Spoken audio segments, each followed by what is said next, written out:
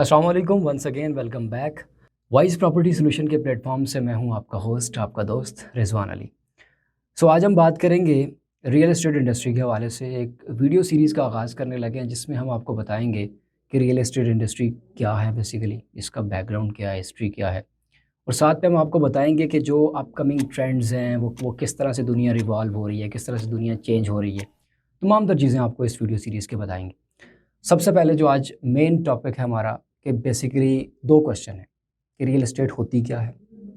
इसके बाद हम आपको ये भी बताएंगे कि इसका बैकग्राउंड क्या है। ये दो इंपॉर्टेंट क्वेश्चन। सबसे पहले हम पॉइंट वन पे आते हैं कि इसके लिए हमें थोड़ा सा पीछे जाना पड़ेगा, यानी एंशियंट सिविलाइजेशन के टाइम पे, जब एंशियंट ग्रीक, एंशियंट इजिप्ट, जब ये टाइम था तो वहाँ पर दुनिया रिवॉल्व हो रही थी, नए डिज़ाइन सामने आ रहे थे, तब ये टर्म वहाँ पे यूज़ होने लगी। लेकिन 1660 के अंदर फर्स्ट टाइम इस टर्म को यूज़ किया गया, फिर 1700 के अंदर इसको कोई कॉमनली यूज़ करने लग गए लोग, फिर 18 सेंचुरी के अंदर विक्टोरिया का टाइम था, इंडस्ट्रियल रेवोल्यूशन हो रही थी, तो वहाँ पर इसको बहुत ज़्यादा यूज़ किया गया।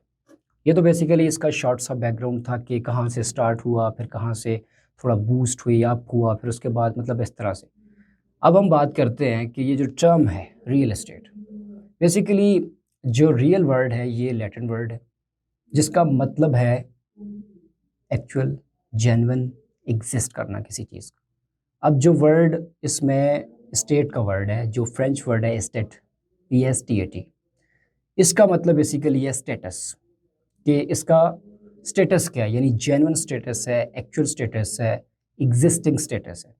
ठीक है, ये तो इसका यानी फ्रेंच वर्ड और लैटिन वर्ड में था। अब इंग्लिश लैंग्वेज इटसेल्फ जो है मिलकर बनी है, जैसे कि फ्रेंच लैंग्वेज है, ग्रीक लैंग्वेज है, लैटिन लैंग्वेज है, जिस तरह से हमारी उर्दू लैंग्वेज है, लश्करी लैंग्वेज है, बहुत सारी लैंग्वेजेस से मिलकर बनी है। सेम एज इट इज़ ये इंग्लिश लैंग्वेज भी बहुत सारी लैंग्वेजेस से मिलकर बनी है। अब इंग्लिश ये टर्म है real estate. Real estate basically जो वर्ड है इंग्लिश, मॉडर्न इंग्लिश का, उसका मतलब होता है ऑन प्रॉपर्टी। अब प्रॉपर्टी कितनी टाइप की हो सकती है?